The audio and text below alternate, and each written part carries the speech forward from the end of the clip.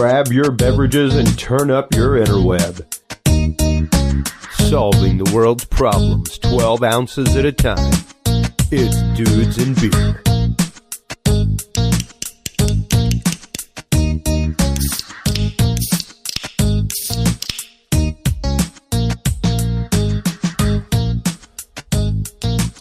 Well, hello everybody, and welcome to episode 301 of the Dudes and Beer podcast. I am Chris Jordan, your host, coming to you as always. Well, at least as of the last 9 months since COVID hit the world, from Austin, Texas. Used to be bebopping around the country, doing my thing, doing AV and the like, but, well, since all that, I'm home to roost. So, welcome to the studio, welcome to the show. For all those that do not tune in regularly, I am Chris Jordan. I am the host of Dudes and Beer. For episode 301, I think it's good for us to start off with a fresh start for a lot of people that have not experienced our show before. The show, though we do not drink a whole lot of beer like we used to, the whole idea behind Dudes and Beer is the idea that America was started in a bar by people that did not agree on religion, spirituality, economics, politics, but they agreed on one thing, and that one thing brought them together. And less than 20% of America participated in that intellectual revolution known as the American Revolution. Yet still we were able to topple the mightiest army on the planet at the time. So that is what it takes, folks, is that collective consciousness, that collective idea that despite our differences, we can still have conversation. Despite our differences, we can still dig deep into topics. We can still change the world together, despite what we believe. And we need to start to understand why we believe what we believe and accept people for what they believe. That is a big, big precept of this show. And I really, really want to make that just open for people out there to understand, because I think we get caught up in a lot of things, even in the definitions of things, which is why we try to demystify a lot of things on this show. Over here, over my shoulder, is the Dudes and Beer guest library, just piles of books from guests. Our guest this evening is the author of Bringing Death to Life. Dr. Helen Hensley is on the show today to talk about near-death experiences, to talk about her experience with the same, to discuss healing frequencies, one of my favorite topics that we have not discussed on this show in a long, long time. We will be getting to her and those topics here in just one moment. Please do remember that the Dudes and Beer podcast is officially brought to you by podcastcadet.com. If you're a fan of podcasting like I am and just don't know what to do, don't know how to start, want to start up a podcast for your friends, family, fun, church, school, business, whatever, stop on by podcastcadet.com today. That is the website to go to. One-on-one podcast consultation is what they specialize in. Everything from workshops to trainings, podcast audits. If you've already got a show up and running that you just need to hit the next level and figure out how to do that, whether it's social media campaigns, how to monetize your show, how to distribute your show, that is what they specialize in, folks. Stop on by podcastcadet.com today. Podcastcadet.com is the website. Dudes20 is the code that you want to use to save $20 on your way out the door. Our guest this evening is, once again, Dr. Helen Hensley. I've been looking forward to this episode because we have yet to do in 300 plus episodes of Dudes and Beer.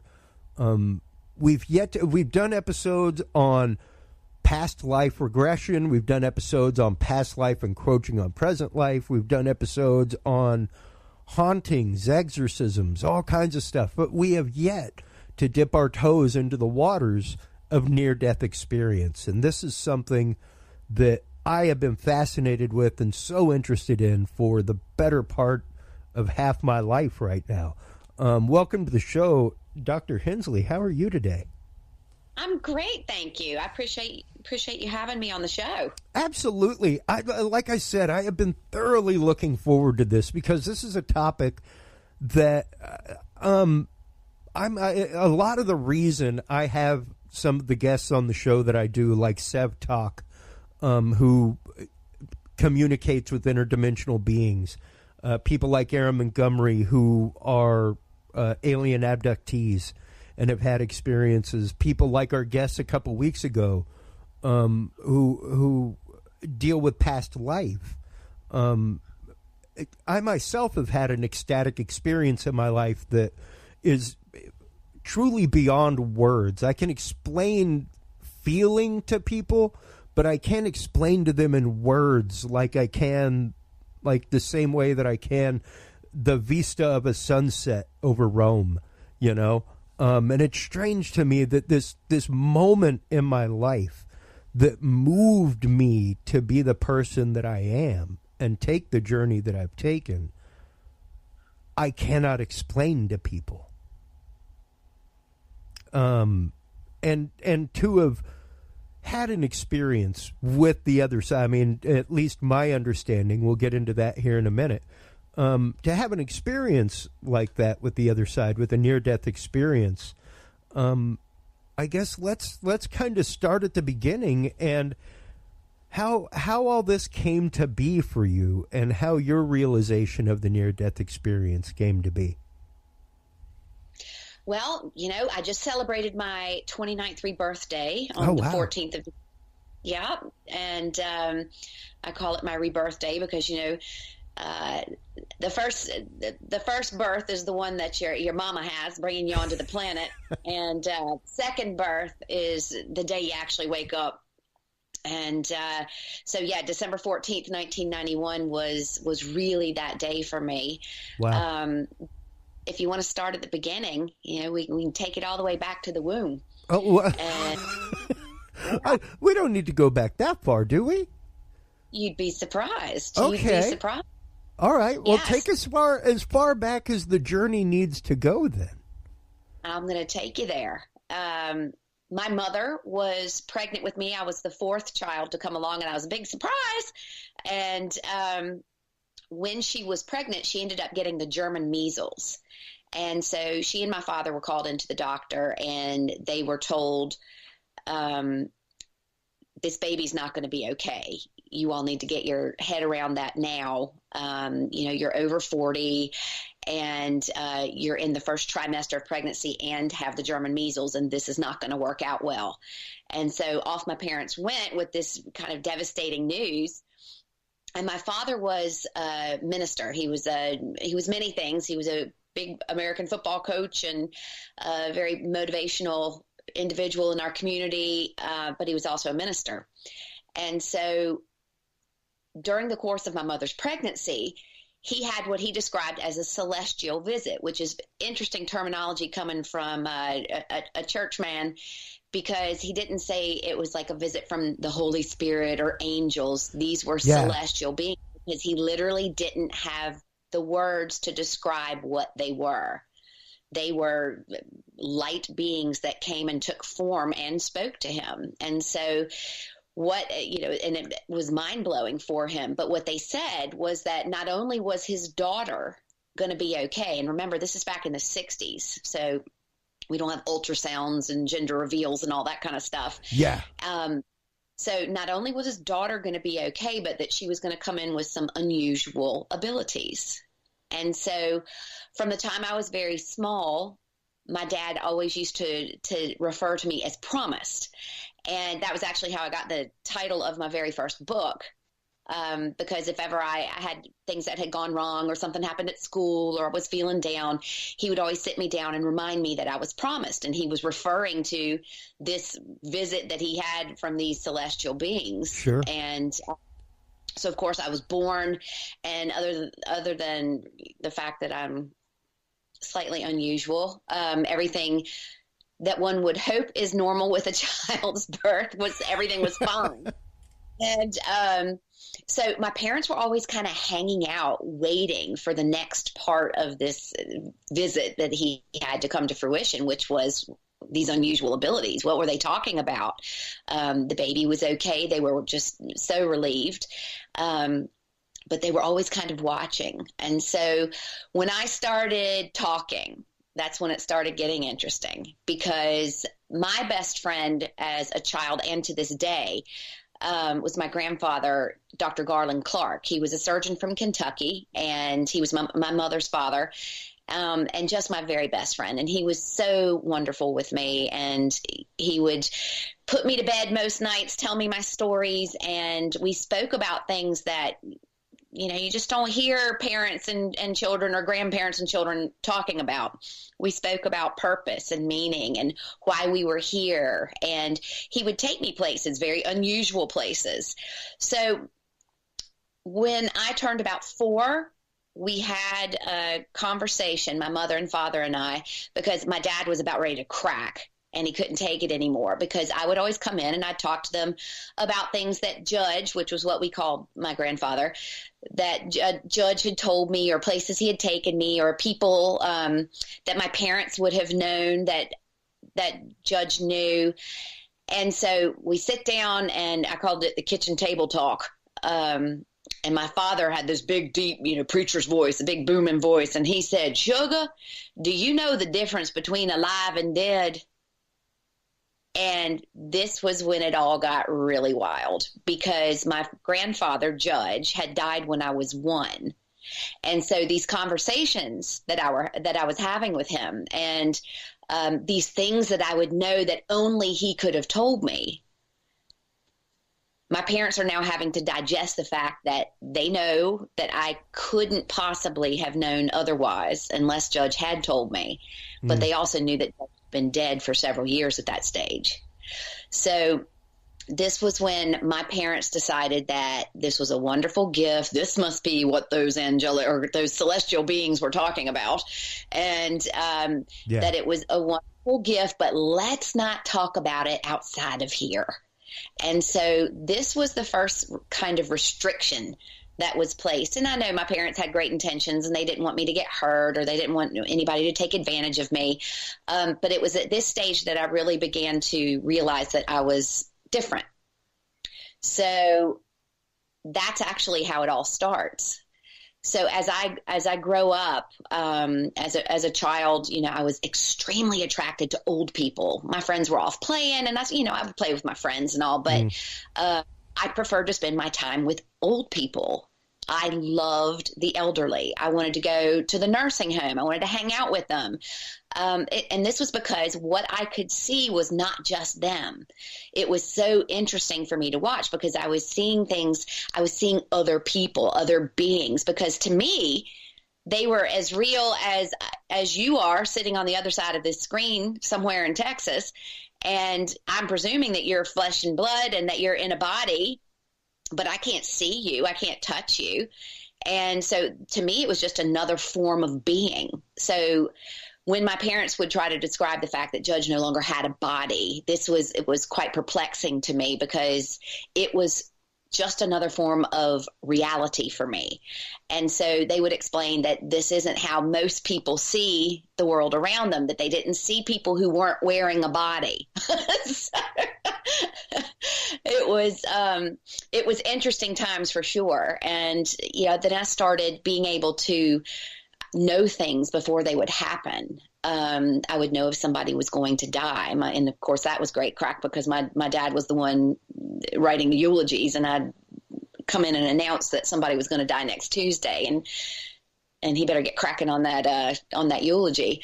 But it was an interesting childhood. And so as I grew up and became a teenager, and then I went into college, and the last thing that you want to do is be totally different than anybody else. And of course I was well versed at this stage at not revealing my true self.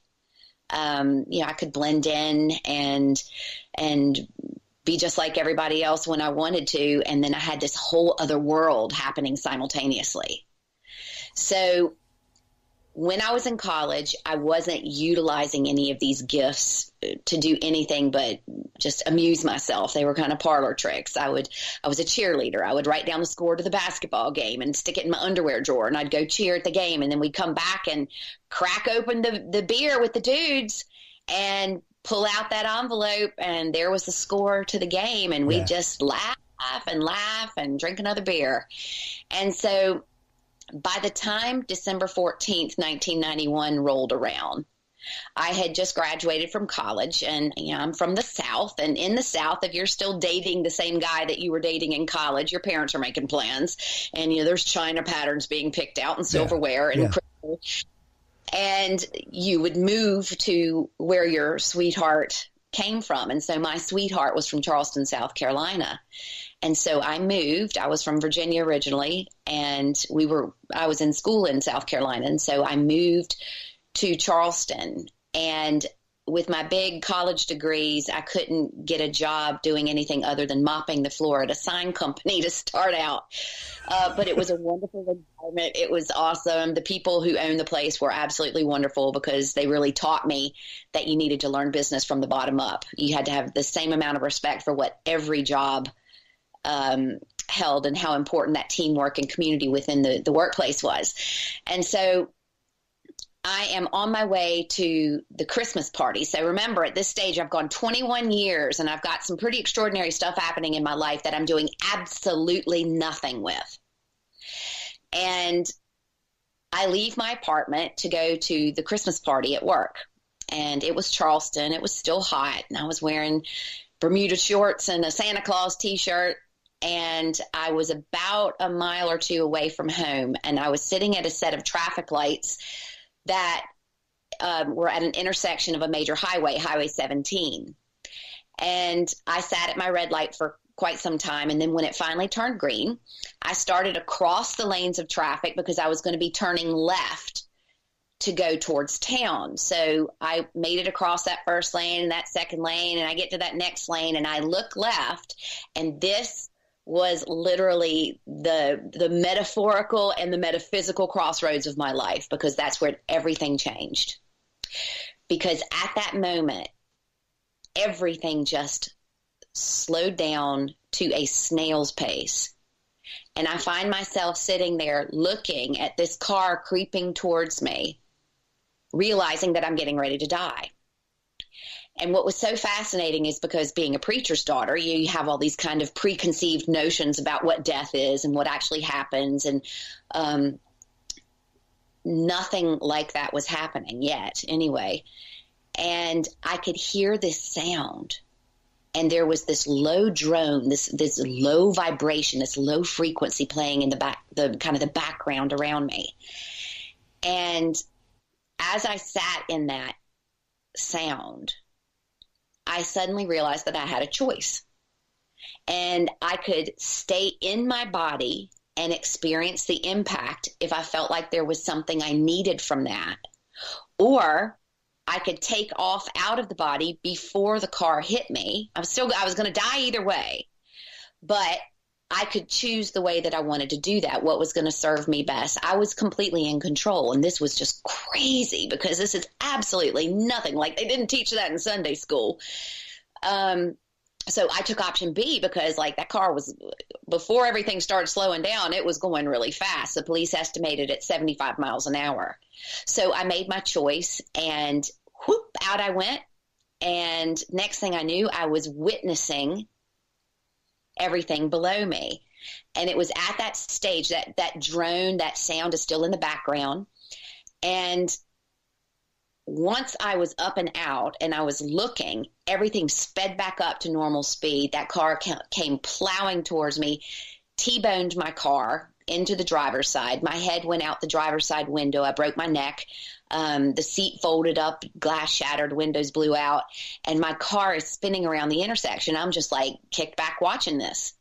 And so I've now become a witness to my own death.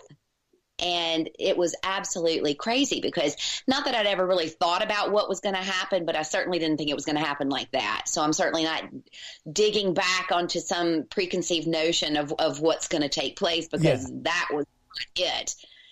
So there I am spinning around the intersection, my body at least, and I have no interest really, other than, wow, this is kind of cool. But I wasn't like, oh my God, I'm too young. No, let me back in. No, don't take me now. Yeah. I've got so much. It was nothing like that. And the best way that I have found to explain it to people is, you're in Texas, it gets hot there. Yeah. So if you're out working in the yard and you're nasty and sweaty and you've been working out all day and it's satisfying, you've done your job, and you come inside and you peel off those sticky, sweaty clothes and you throw them down by the washing machine, and then you go get in the shower and you just wash off all the dirt and the grime and the muck, and it's just glorious. The last thing that you are thinking about in that moment is the dirty clothes next to the washing machine. Yeah. And this is exactly what it felt like watching my own death. Wow. And you know, something that you said a minute ago struck me, and that was almost the comfort level with which you accepted this. And I don't even necessarily attribute that to a religious upbringing or anything like that. But much more, I guess. Go ahead. It was far from it. Yeah. And what, I guess at that moment you were describing a ringing, a droning sound. And that for me is one of the descriptions that I give people of my ecstatic experience is just a vibration. That's the most I can give people. I was not physically there when it was happening. Like, at least not consciously there. I was there and I felt it. But I wasn't inside of myself. So very almost similar situation, but at what point did it dawn on you that this was something that you had chosen? A little bit later. That was it was also normal. That's what was so interesting. And when people ask you what's death like, it's like walking from the kitchen to the hallway. It's like leaving one room and walking into another. The loss of the body, the death of the form, it's just so normal, because you realize, oh gosh, okay, I've done this before. This is here we are. And instantaneously you begin to normalize. You begin to realize, oh God, that's right. This is how this works. And after having made that choice of wanting to witness as opposed to experience the actual impact, I'm sitting there watching. So that body is still appearing animated in the car, but I'm actually out of it. And I'm watching this happen. And when the car spins around and it goes through the intersection and it stops, and then of course traffic is stopped, many lanes of traffic both ways have now stopped, and people are starting to congregate, and you're just observing and you're watching everything. What was really interesting was a girl that I'd gone to college with was a couple of cars behind me at the traffic light. And Charleston at that time, this is 1991, there was probably about 350,000 people in Charleston. And so the idea that she was only a few cars behind me, and she didn't even live anywhere near me, was really interesting. And what was also fascinating was during that time when I saw her see me and realize that that was my car and that was me in that car, I could feel what she was feeling. It was separate and distinct from me, what I was feeling. Interesting. And I could feel her terror. And I could feel the panic all around that, but I was completely unfazed by it. And I watched somebody come up and put their name and phone number on the front seat of the passenger side through the window was gone. And then I saw a guy in uniform come and reach in and turn the engine off so the car wouldn't blow. And I'm still in there, you know, I'm like dead, hanging in there, strapped in with the seatbelt, and the seats folded up underneath me, and the car is completely crushed into the left side of my body. And I was like, okay, that's that done. And I watched all of that take place, and then that sound changed. And this is where it gets really fun, because it went from that low drone, which I many years later have come to realize was what was actually keeping me attached to this plane, this dimension. That low vibration was the way that essence of me, that spirit, that soul remained attached to a physical body. So now all of a sudden that vibration starts speeding up. The sounds are getting brighter, more beautiful. The music of the spheres, we call it. It was absolutely beautiful. These are sounds I've never been able to hear, and I've spent many years trying to replicate them. And so I was suddenly in that space, and bang, I was somewhere else. And it happened just like that. There was no tunnel of light for me. It was instantaneous. That I went from the space of being able to observe what was happening in that earthly experience to being somewhere completely different. And the bilocation that you're talking about, the being able to realize that you're in two places at the same time and be okay with that.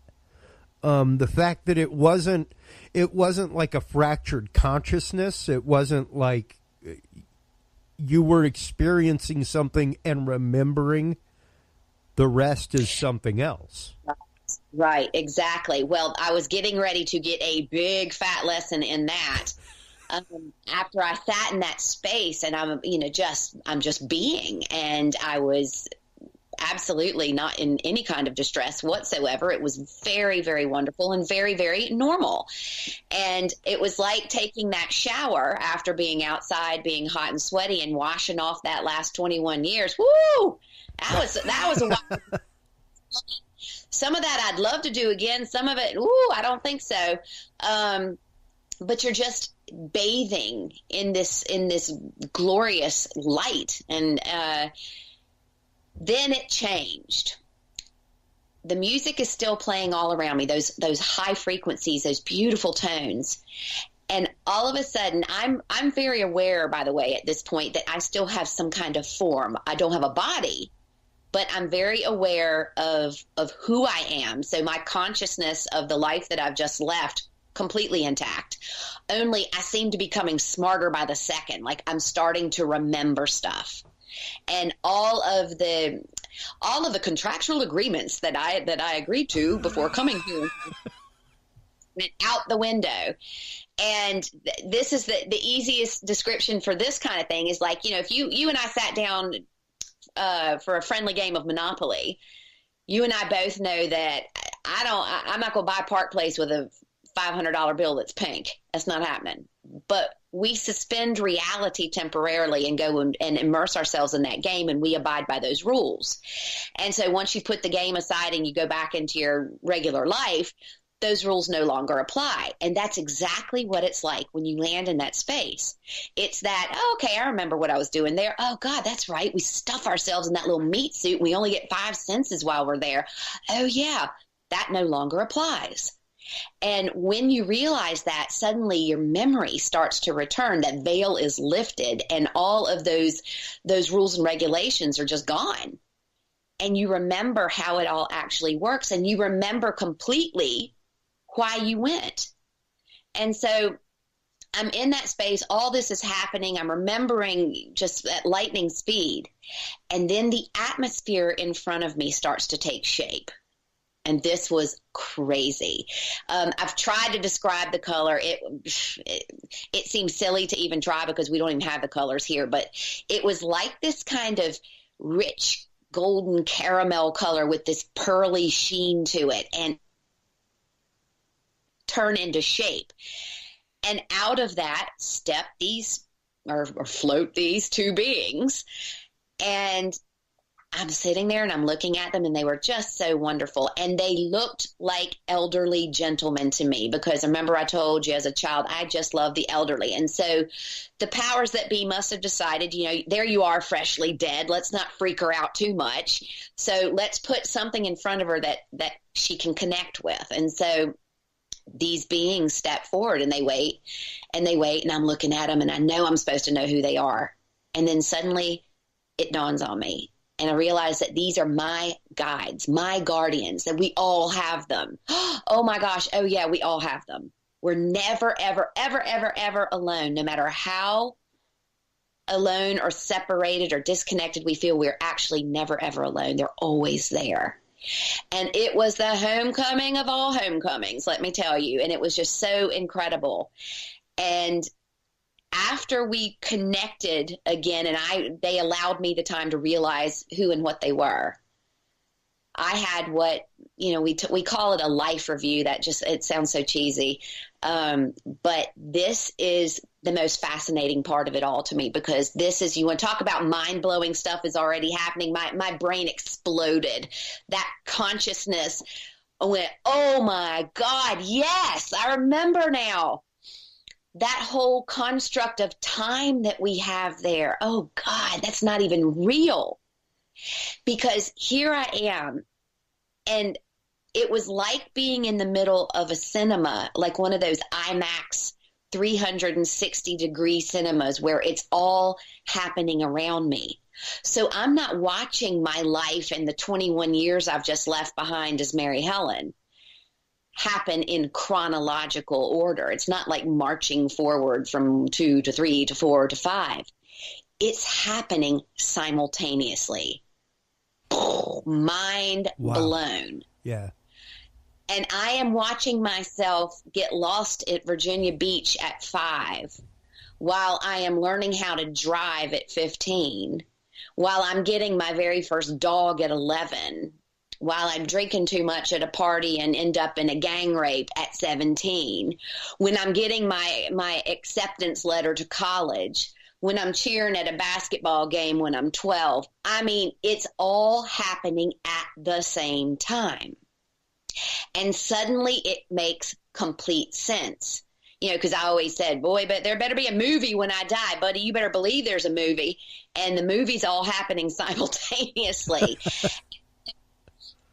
To break it down, to make it easy for people to conceptualize, imagine if you were on a merry-go-round and you were in the center of the merry-go-round and you're in a park, and let's say take north, and at the north end of the park, there's a little dog sitting there wagging his tail. And on the east side, there's a man in an ice cream truck serving cones. And then there's a mother playing with her child behind you. And then to your left, there's kids playing in a water fountain. Now, as I'm on the merry-go-round and I'm spinning, I spin past the guy with the ice cream cones, and then I spin past that dog, and then I spin past that fountain. But they're all happening simultaneously. Just because I'm viewing one at a time as I spin past, all events are taking place at the same time. We live concurrently. So when we're talking about the concept of a divine or supreme being able to be in all places at once, this is actually how that's happening.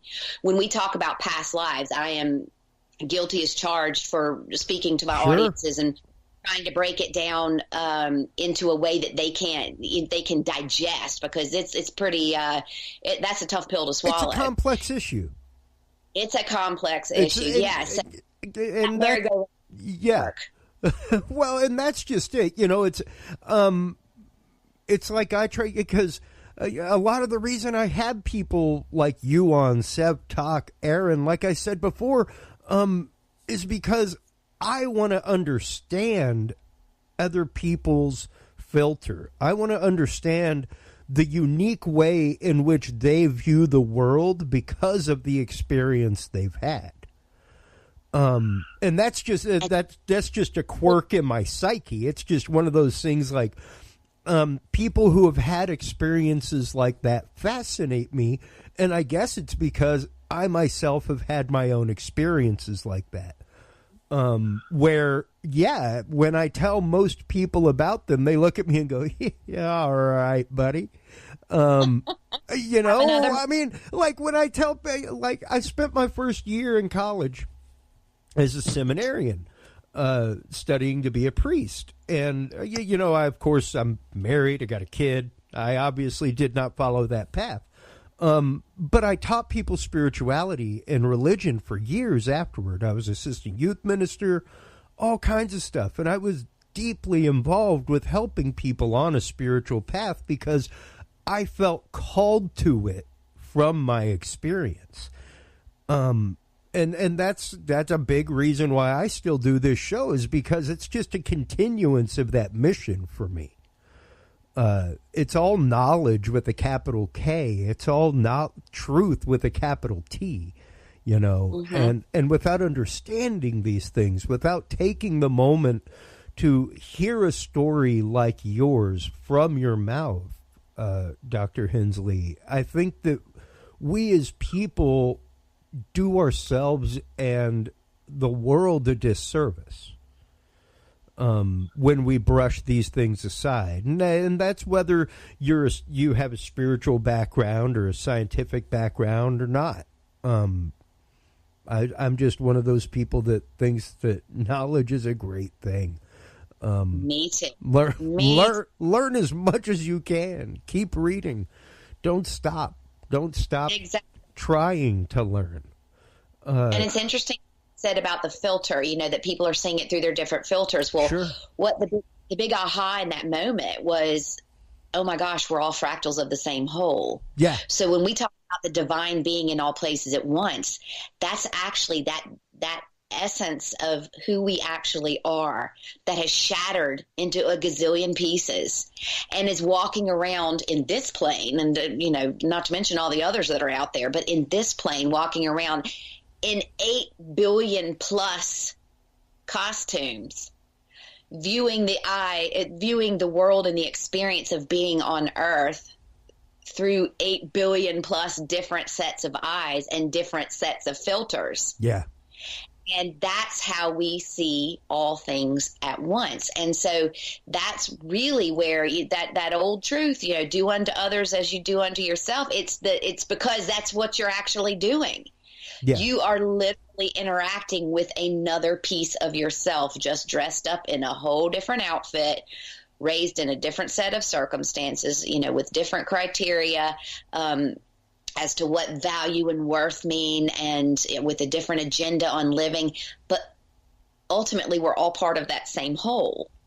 And so this was just fascinating to me. So that whole talk about having to come back in and reinvent everything you know to be true, because I carry that memory with me. A lot of people who've had the near-death experience will talk about the feeling, the love, the elation, that complete belonging, and how wonderful that is. Really, at the end of the day, that's all that really matters, is that feeling, because that's all we are is feelings, vibrations, frequencies. Yeah. But coming back into this world, jumping back into the Monopoly game with the knowing that there's actually something else outside, that's been challenging sometimes, because you just want to shake people. But you know what? They're here and they're playing with those blinders on for a reason. That's right. They're to experience the world in the way that they've chosen, with the different talents, with the different gifts, with the handicaps, with the disadvantages. All of those are by choice. Yeah. And, you know, people are like, I'd never, ever, ever, ever, ever choose to have gone through what I've gone through. I'd never choose to be ill, or I'd never choose to be poor, or I'd never choose to be this or that. We do, and we did. And that's an interesting thing, because when you think about it, when you are not in the mortal coil, when you are sitting in the whole of yourself, and then that divine understanding, and that veil has been lifted, and you understand how all of this works, of course you're going to choose the hardships and the difficulties, because you know that that's the real meat and potatoes about being a human being. Yeah. That this is such a fascinating world, and it's so unique because we operate and function in duality. That dichotomy of dark and light that is available to us simultaneous here is unique to the earth experience. And that's why so many souls choose to come here to incarnate, because it's different. There's so many types of experiences that we can have. But this earthly experience, the unique opportunity to experience bliss and joy and simultaneous agony and hardship, that is what makes this place so amazing. Yeah. And, I think going back for just a second where you were talking about the appreciation that you have after you come back with the understanding. And I think that was a big moment for me because there's two ways to go. You either go down the road of embitterment for a little while and then you come back, or you fully understand from the beginning in the get-go. I was one that went down the road of bitterness for a little while, because utterly self-inflicted, with the wisdom that I have years later, it's one of those like, awesome. But at the same time, to understand it with those eyes now, and to understand the fact that because I chose to dwell on that lower vibration, literally, that lower self-fulfilling vibration, instead of focusing on the higher one that I knew existed, I kept myself down there through a series of my own decisions. What better way than to lend a hand to somebody else who's there and help them out? Because listen, all of us, we'd rather learn from somebody who's experienced something. Look, I've been a doctor for nearly 25 years, and I have to say those moments when I'm able to connect with somebody who will describe some freaky sensation that nobody can get to the bottom of and no doctor has ever been able to figure out, and they just, maybe it's a figment of their imagination, or they're just really stressed out, or they've been sent home and told you need to go relax and just go have a glass of when you can actually connect with somebody on the level of, I actually know what that feels like. And one of the beautiful things that this accident afforded me was every injury known to man. And I have had some of the freakiest ailments because of this. I had extensive damage to my vagus nerve. And as we know, the vagus is where it's at, baby. And, so I have experienced the most bizarre sets of circumstances. Just the other day, I was in the hardware store, and my daughters looked at me and they're like, "Are you okay?" And I was like, I looked really anxious, and I felt like this weird anxiety, and they were like, "Do you need to go to the bathroom?" And I went, Yeah, I actually do. My body can't register; it can't tell the difference of it. Do I need to poop, or do I want to cry? And that. Part of that Vegas complex, and I'm actually writing a book with a friend on that in 2021 called Lost Vegas. To talk about the importance of that and how it's actually a virtual live feed to our higher selves. It's that part of us that allows us to feel and connect so deeply, but it's like doing a Facebook Live. So that higher self, that higher vibe, that essence of you that remains outside of the earth plane, the vagus nerve actually acts like a transmitter. It's literally a live broadcast of what you're feeling, seeing, experiencing. It's running it through a different filter so that your higher self can then record those experiences. Some people like to talk about the Akashic records, and that's exactly what this is. It's a live feed. Those records are those feelings and vibrations that you experienced, whether, through in the human experience through 5 different emotions, and through a set of feelings of through the parasympathetic and sympathetic nervous system. And it's just fascinating. I think it's so amazing. So, I think it's something that needs to actually be discussed, because it's just yet another way to have the experience. And so when you can actually sit down, the girl that I'm writing this book with, my friend Maeve, I'll never forget the look on her face when she described this sensation that she was having, and she had broken her own neck and had very similar injuries to what I had. And I went, yeah, exactly. And it went like this, and then you felt like this. And she's like, oh my God, because she hadn't been able to connect with anyone who knew exactly what she was feeling. And so, it's really valuable to have had all of these injuries. And I've had, like, you name it, I've had it. I've had cancer and brain.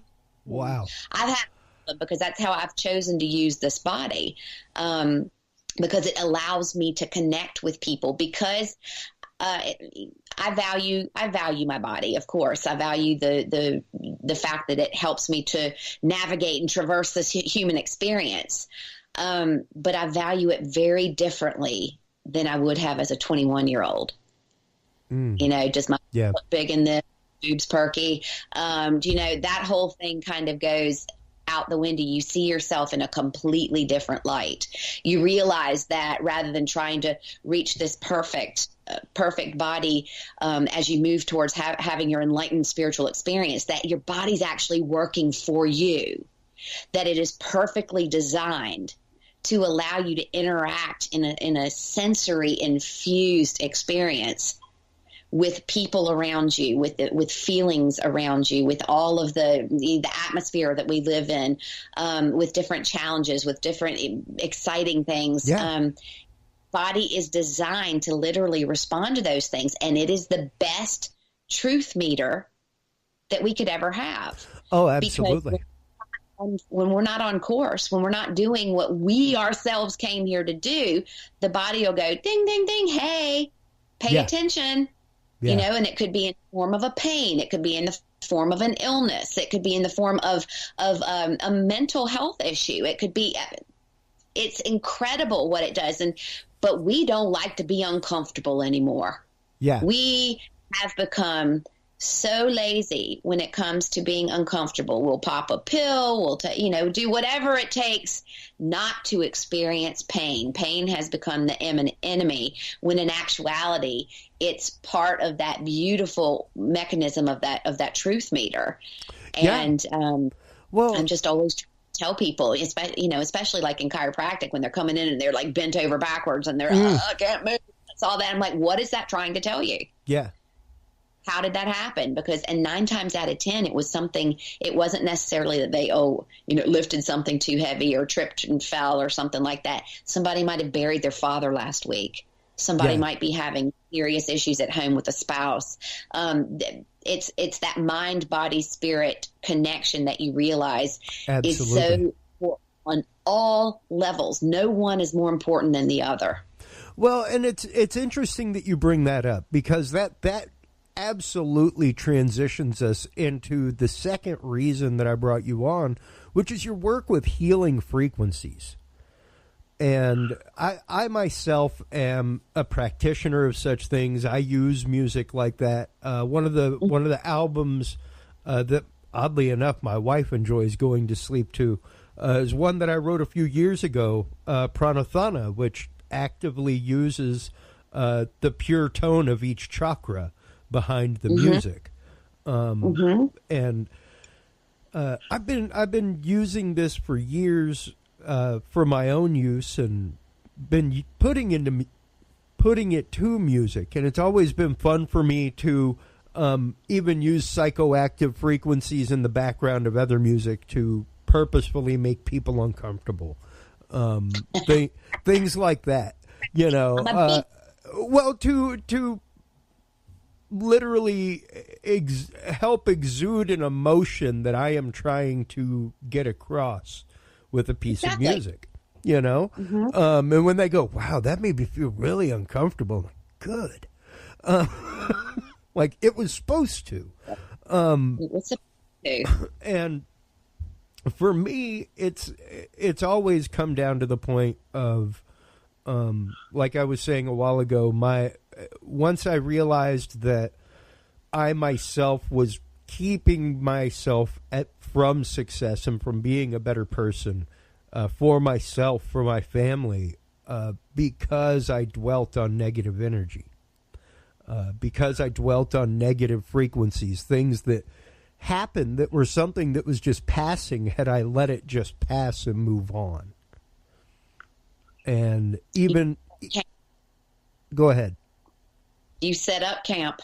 Yeah. And that's one of the biggest things is that one of the biggest traps that people fall into with the human emotions is that rather than just experiencing and feeling and letting it pass, we cling on to and literally pitch the old campfire, get out the stick and the marshmallows, and we're making s'mores. Next thing you know it, we're really comfortable in that particular emotion. And for a lot of people, they don't tend to do that in joy. They tend to do that in the things that make them feel less than, or that challenge their feelings of worth and value as human beings. Yeah, and I mean, even myself, when I was diagnosed with anxiety many years ago, just before I got married, I passed out in public. That's how I found out about it. It was just like somebody hit the reset button and walked off. I saw the footage. It was crazy. And I went to the doctor, started getting on some medication, and started going to a little talk therapy for a little while. It was my therapist, Joe, at the time, who explained it to me that it's like a train, Chris, and the train is there, and there's nothing you can do about the train. You, for some reason, want to get to the place that you want to get to despite the train being there. And you could try to outrun the train if you want. You probably won't be able to. Or you could try to go through the train, and that won't go well for you. Or you could just realize that there's a train there. Wait, and the train will go by. Amen. Stop worrying about how to get past it, how to just stay still, be still, and let it pass by. And it was then that I really got to dig down inside myself and start to realize the source of my anxiety is because I care a lot. I care a lot about some things. And when something happens that tilts that control or shifts that control over something that I care so much about, that it rocks my paradigm. Absolutely. And that's why the use of frequency is so important in the work that I do now, because it's, we don't like to feel anymore. Yeah. And we get busy and so distracted, but we have no problems allowing ourselves to feel the negative emotions. Yeah. And, like I said, we pitch tent there. And because that anxiety, and somehow we feel like that validates us. That means that we're doing, we're doing for other people, or we're doing what we need to do. And I'm like, that's only one part of it. Yeah. And we get stuck in that space. And so using frequency actually will bypass all that BS that's going on, and it will allow someone to actually feel, to get them into a space where they can unplug for a moment, and you're speaking the actual love language of the soul, as opposed to trying to speak to their logical mind. Because people have notions and concepts and ideas, and we've gotten really good at overriding what's right in front of our faces in order to try and conform to what we think we know to be true. Yeah. And it really is that relinquishing of control and understanding that, like, hey, man, like Joe said, there's a train there. Why don't you just wake up and realize there's a train there? Deal with that first. Like, if you got to deal with anything, just deal with the fact that there's a train there and there's nothing you can do about it. And be okay with that. That's so hard for people. Be okay with the fact that there is nothing you can do about it.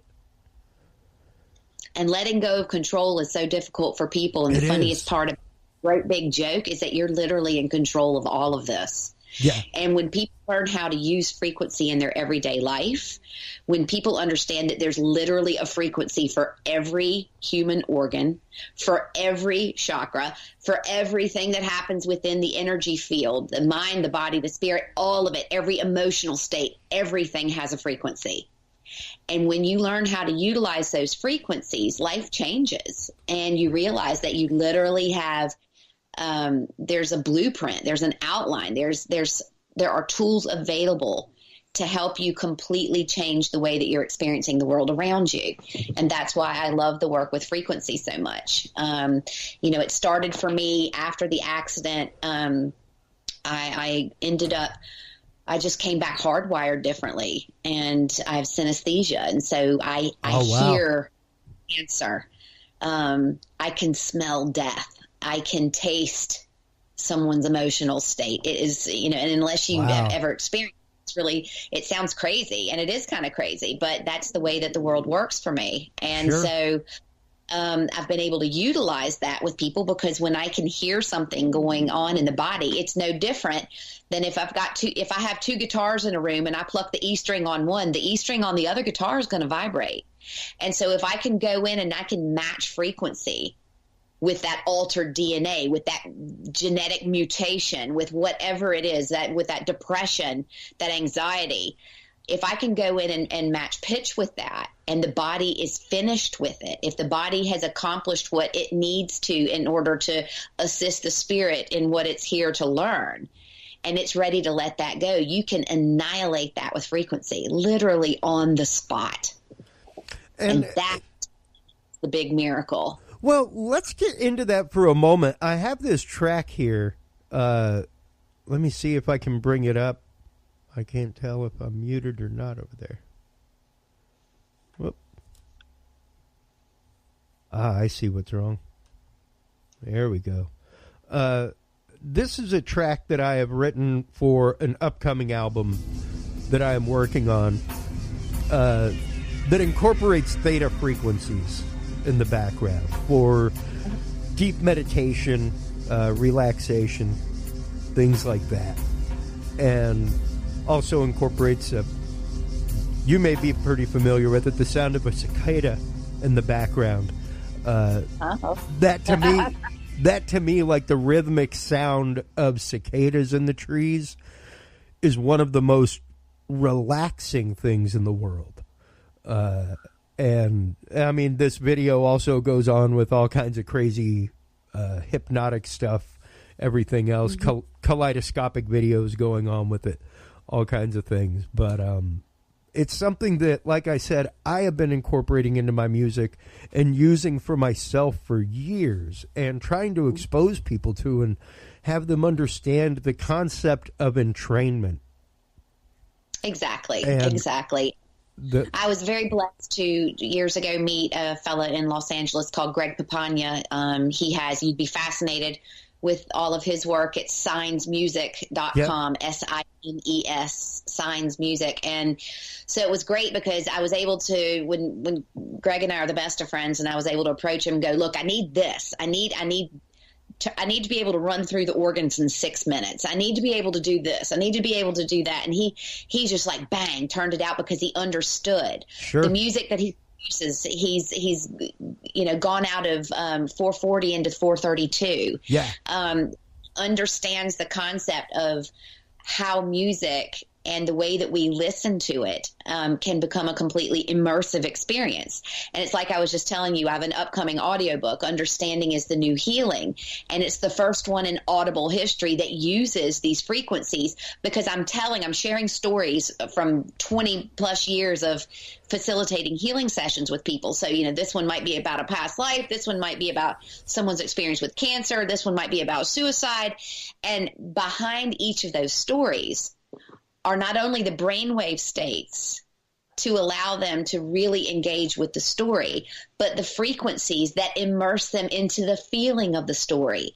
And the idea behind it is they might not have the exact same story as the one that I'm telling, but they might connect with something that's very similar within their own lives. And when they make that connection, that frequency is playing in the background and literally handing them a passport to freedom. And so I'm really, really excited about this project, and it should be out on Audible in a few days' time. But it's that whole thing that we're discussing here is that immersive experience. It's taking it from just audio or audible experience to something that's incorporating the entire being. Yeah. The energy of the individual as well as the physical body of the individual. And that's a very interesting way to incorporate that technology, is to use it in storytelling. What an amazing way to actively get somebody to begin to feel the way that the character felt while sharing that. Exactly. And so now when I'm facilitating these healing sessions, because I came back after the accident and they were like, okay, if you're going back, you're going to go back a little bit enhanced. And I'm like, all right, I can already see dead people. What's next? And suddenly I come back and I have this ability to like download somebody's hard drive. And so I can see like a mind movie of if they've come to me with a particular challenge of something that could have taken place at any stage during the course of this lifetime or a concurrent lifetime that's causing them not to be able to move forward. And when I can go in and connect through frequency with that experience, we can actually remove that little roadblock and move forward. And I use there's a doctor in California, Dr. Stephen Schwartz, who came up with this technology, bioharmonics, and it's a table. And this table is just chakra block full of speakers that actually deliver the frequency through the entire individual's body. So not just through headphones into their ears, literally a full body experience. And it is so incredible how much faster people are getting the results that they're looking for. Oh, absolutely. Through use of sympathetic resonation, things like that, basically turning the table itself into a speaker. To a speaker. And thus the person becomes a speaker. And so teaching people then to go, and this is the work that I've been doing with Greg for these years, is creating these little packages of these different frequencies, different meditations, different immersive listening experiences, and going, here, guess what? You don't have to die to access this. I did, because I was just farting around for 21 years, not using what I had. So I had to go through this accident. Sure. And I that up for myself, my great big challenge, my choice, which is so important. My understanding that that's what free will is I had the choice not to use all of those amazing things that I could do, and I chose not to. Yeah. I did it when I wanted to, or the stuff like the dreams and the knowing when people would die, that just happened regardless. And so, what did I get out of that in the early days? Insomnia. So once I set this accident up for myself, if I had not reached adulthood with some kind of direction as to how I was going to help utilize these gifts as a steward to humanity, I had this accident waiting in the wings so that I could knock myself out of the body, back into that memory, and come back in and carry on. And that's exactly what I did. And so from that day forward, I started using the ability to connect in with these stories, these people's biographies, and literally utilizing frequency to alter the biology. And it's been utterly fascinating. But the big kicker, anyone can do it. Yeah. What most people lack is the discipline to do it. So don't ever be fooled and think that, everybody wants to be perfectly well and healthy. They do not, because that's not part of the human experience for everybody. Yeah. Some people are here in order to experience the pain and the hardship and the illnesses in order to move on or to experience something. And far be it from me to judge that or try and take that away, because trust, in the early days, you find out you can heal. Oh, hey, I can heal cancer. My ego was on fire. I was loving life. Do you know, that's the girl that can talk to the dead and can heal the disease. Yes! Woohoo! Yeah. And then I grew up. And then some maturity set in, and then I realized what I was actually here to do. And it wasn't about me, and that's when I became a window washer. I started wiping the windows clean so people could find out for themselves that they already are that which they seek, that everything they need is already here. Yeah. Well, Doctor, thank you so much for taking the time to come on. I'd love to have you on again to talk more about healing frequency work, to talk more about near-death experiences.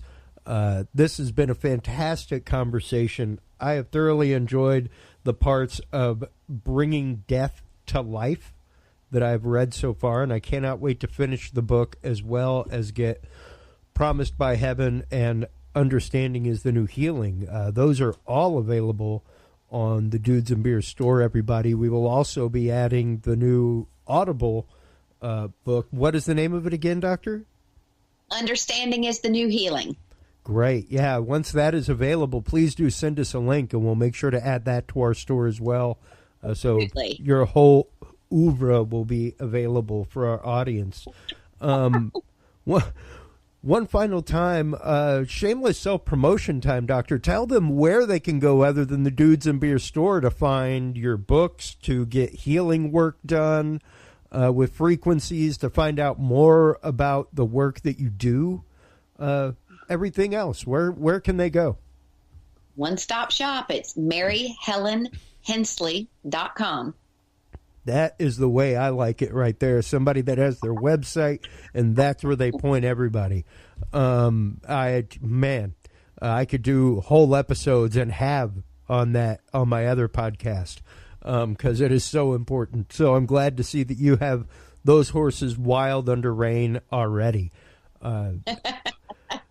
Please do hold the line while we close things out, Doctor. I would love to speak with you off air. Everybody, while you are online checking out the great work of our guest, Dr. Mary Helen Hensley, please do make sure to stop on by Dudes and Beer Podcast. Dudesandbeer.com is the website. That's where you can find the Knowledge Vault with all of the declassified government programs, scientific documents, including the HemiSync brain process, which really goes into a lot of what we were talking about with brainwave entrainment, things like that.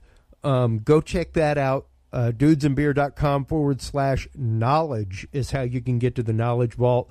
/store is how you can get to the store while you're online checking that out. Make sure to stop on by HC Universal Network. That is our parent network. Great shows on there. Yes, But Why podcast, Scary Dad podcast. Coming to you soon, some more Richard Spazoff show, all kinds of good stuff. HCUniversalNetwork.com. Until next time, everybody, take care of yourselves, take care of each other. You can't be good. Be good at it. To listen to our audio streams or chat with us live, download the official Dudes and Beer app for Android and iDevices, available on Google Play and iTunes markets. For more episodes, content, and information, visit us online at dudesandbeer.com. You can also find our episodes on Breach.tv, iHeartRadio, Spreaker, SoundCloud, iTunes, YouTube, Stitcher, or your favorite podcast service. Dudes and Beer is a proud member of the HC Universal Network family of podcasts. For more about our sponsors and other podcasts on this network, visit hcuniversalnetwork.com. Thanks for listening, everybody, and until next time, drink responsibly.